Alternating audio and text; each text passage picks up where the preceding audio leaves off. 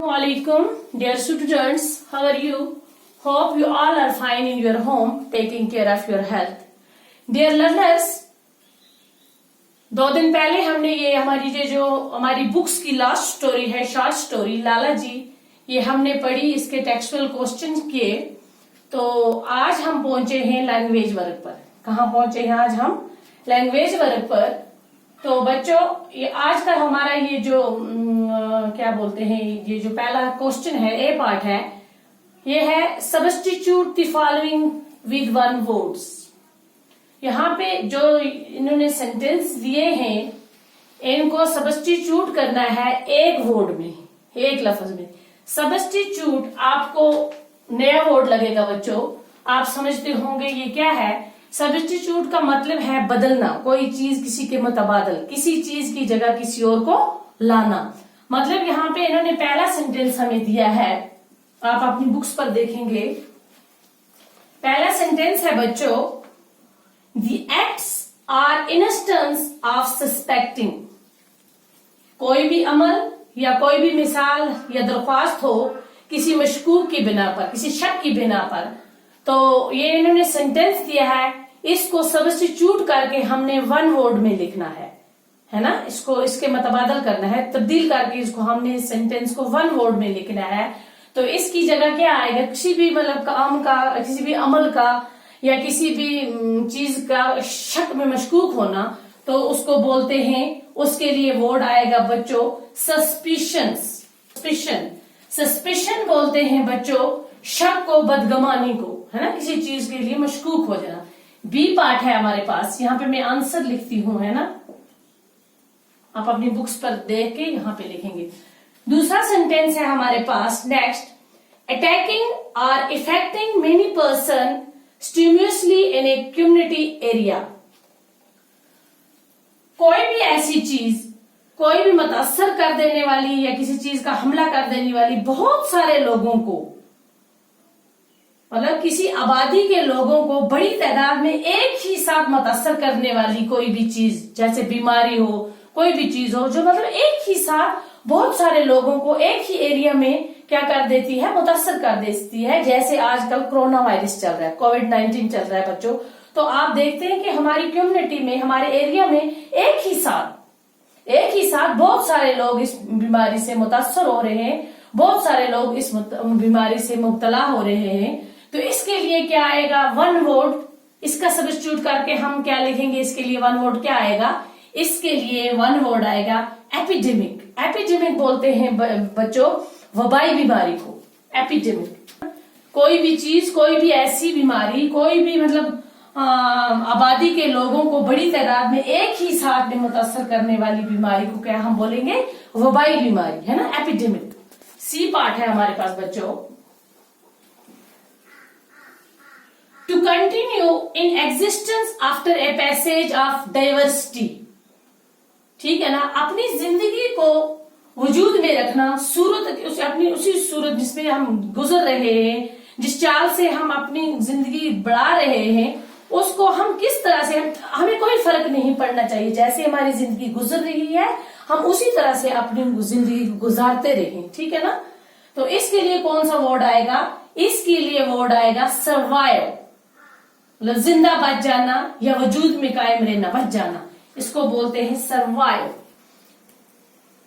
ए brutal person, brutal बोलते हैं बच्चों गंवार आदमी को, वैशी को, रहम दिल को या हवस परस्त को। ऐसे आदमी को क्या बोलते हैं? Brutal person. तो उसके लिए वन वर्ड क्या इस्तेमाल करेंगे? इसको सब्स्टिट्यूट करके हम वन वर्ड। शाबाश बच्चों, very good. Anybody tell me? तो इसके लिए वर्ड आएगा brute.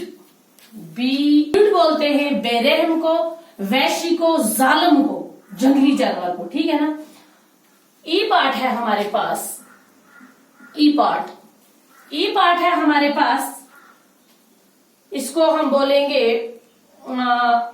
Coming to N and, मर जाना, है ना, मतलब गुजर जाने वाले को, मर जाने वाले को, खत्म हो जाने वाले को, दम निकलना जिसका, कमिंग टू एन एंड। तो इसके लिए कौन सा वर्ड आएगा? इसके लिए वर्ड आएगा बच्चों एक्सपायर। पार्ट है हमारे पास स्लोली, स्लोली। इसके लिए क्या आएगा? ग्रेजुअली। ग्रेजुअली बोलते हैं। लास्ट है हमारे पास जी पार्ट। ये है बच्चों टू प्रिवेंट फ्रॉम इंजॉइंग, मना करना, रुकावट डालना, है ना। तो इसके लिए आएगा, मतलब किसी चीज के लिए, किसी चीज के लिए मना कर देना। तो इसके लिए सब्स्टिट्यूट इसको हम वन वर्ड में करेंगे तो कैसे आएगा? इसका क्या जवाब आएगा? इसको बोलते हैं बच्चों forbid.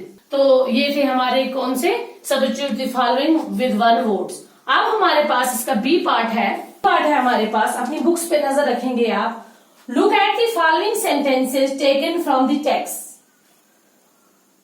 All he could do was to keep glancing from the notes in his hand to my face. यहां पे वर्ड जो ग्लांसिंग आया है बच्चों है, ये आपकी समझ में नहीं आएगा, जब हम आगे पढ़ेंगे तो फिर आपको पता चलेगा। दूसरा पार्ट है he said he would try to find other employment. To find यहां पे वर्ड आता है, ये देखेंगे आप, बाद में आपको समझ आ जाएगी। The above sentences contain gerund. For example, ing form of verb used as a noun and infinitive, that is to plus base form of verb. तो बच्चों आज हमने पढ़ना है ये जो एक्सरसाइज हमने दी है, जैसे यहाँ पे लिखा हुआ है ग्लांसिंग, ये टू फाइंड, ये आपकी समझ नहीं आएगा ये किस तरह से आया है। तो यहाँ पे हमें सबसे पहले आपको बताना है जर्न बोलते किसको है, GERUND, जर्न, ठीक है ना।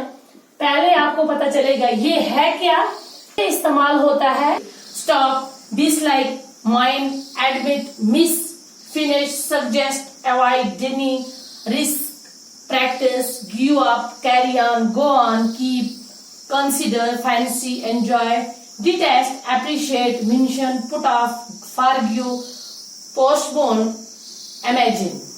Some verbs which are followed by infinitive are offer, decide, hope, desire, attempt, promise, agree, plan, aim, afford, manage, threaten, refuse, arrange, forget, fail, see, seen, appear, train and pretend।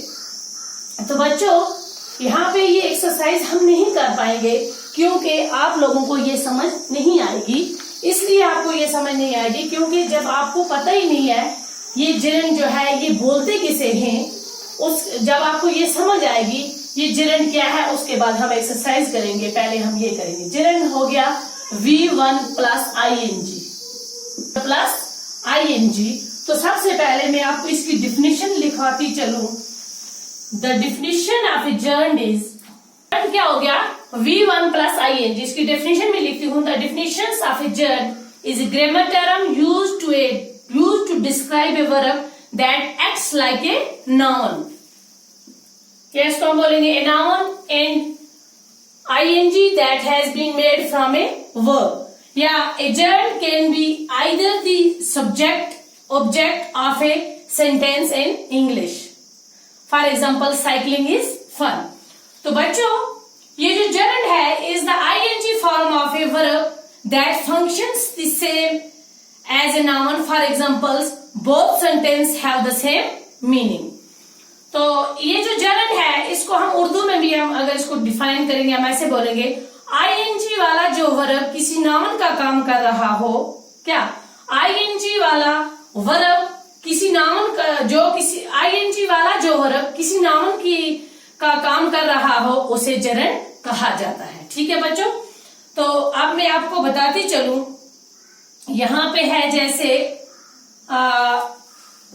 मैं दिखाऊंगी आपको V plus ING, इसको यहाँ पे आगे दो फेनिटिव verb, इनफेनिटिव verb.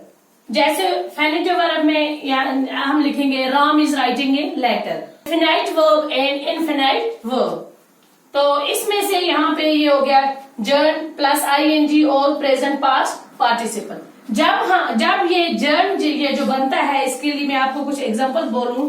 जैसे हम यहाँ पे लिखते हैं, हमारे पास है writing is a good art, ठीक है ना, walking is good for health, smoking is injurious to health, sleeping is necessary. ठीक है ना, तो ये जर्न हो गया वर्ब प्लस ING, है ना।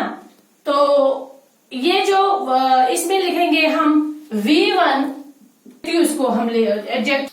तो बच्चों अब ये जो जर्न है इसका मैं आपको बताऊंगी रोल। ये आप अपनी अपनी नोटबुक पे ये लिखेंगे। रूल 1, पहला रूल क्या है इसका? रूल है gerund is used as a subject in a sentence. ये यहां पे इसको जैसे लिखेंगे, walking is good for health. यहां पे जो वॉकिंग है, ये वॉकिंग हो गया सब्जेक्ट, ठीक है ना, वॉक सिंगुलर। तो ये है इसका पहला rule, gerund is used as a subject in a sentence. Rule number 2 है हमारे पास। Rule number 2, gerund is used as an object. Gerund is example, he likes mango. He पे ऑब्जेक्ट हो गया, मैंगो क्या हो गया, यहाँ पे ऑब्जेक्ट हो गया। लेकिन हमें यहाँ पर जर्न दिखाना है, जर्न जो है ये दिखाना है। तो यहाँ पे हम लिखेंगे, हमको लगाना है जर्न। क्या लगाना है? जर्न। मैंगो क्या आ गया? ऑब्जेक्ट आ गया। ही लाइक्स डांसिंग या ईटिंग या राइटिंग, है ना, कोई भी चीज है वो हमें जर्न लगाना है। As gerund is used as an object in a sentence. ठीक है, ये हमारे 2 रूल हैं। ये रूल आपने याद रखने हैं। जर्न is used as a subject in a sentence and is used as an object in a sentence। जब हमें ये 2 रूल हमें क्या हो जाएंगे, हमारे जहन में आ जाएंगे बच्चों, तो हम इसे आगे आगे चलेंगे। तो आज यहीं तक, कल हम इसी टॉपिक को आगे लेकर चलेंगे। किसी बच्चे को कोई कंफ्यूजन होगी तो हम उसे क्लियर करेंगे। Okay, take care.